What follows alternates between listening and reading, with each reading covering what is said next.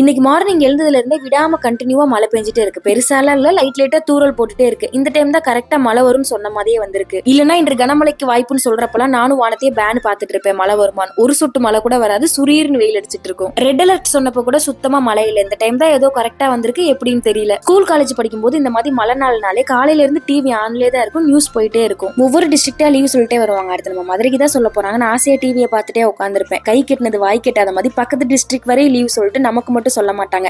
அப்படியே ஏமாந்து போய் பாவமா மூஞ்சி வச்சுட்டு ஸ்கூலுக்கு போவேன். அதுலயும் காலேஜ் எல்லாம் போனதுக்கு அப்புறமா இந்த மாதிரி மழை வரும்போது இன்று பள்ளிகளுக்கு மட்டும் விடுமுறைன்னு வரும். அதை பார்க்கும்போதே எங்களெல்லாம் பார்த்தா மனுஷங்க மாதிரியே இல்லையான்னு தோணும். அதுலயும் வேலைக்குன்னு ஒண்ணு போயிட்டா அவ்வளவுதான் முடிஞ்சு. சுனாமியே வந்தாலும் பரவாயில்ல, நீச்சல் அடிச்சுக்கிட்டே வேலைக்கு வந்து சேருங்கன்னு சொல்லுவாங்க. எப்படித்தானோ. அப்புறம் இன்னைக்கு என்ன சமையல்னு பார்க்கலாமா? லஞ்ச் தான் ரெடி பண்ணிட்டு இருந்தேன். கேப்சிகம் போட்டு கேப்சிகம் வித் டொமேட்டோ ரைஸ்னு ஒன்னு ரெடி பண்ணிட்டு இருந்தேன். இதுக்கு கூட கடலை பருப்பு போட்டு தேங்காய் அரைச்சு ஊத்துன பொடலங்காய் கூட்டு தான் ரெடி பண்ணிட்டு இருந்தேன். இந்த மலைக்கு ஏத்த மாதிரி சூப்பர் காம்போவா இருந்தது. அவ்வளவுதான். நாளைக்கு இன்னொரு மினி விலாக்ல பார்க்கலாம். பாய்.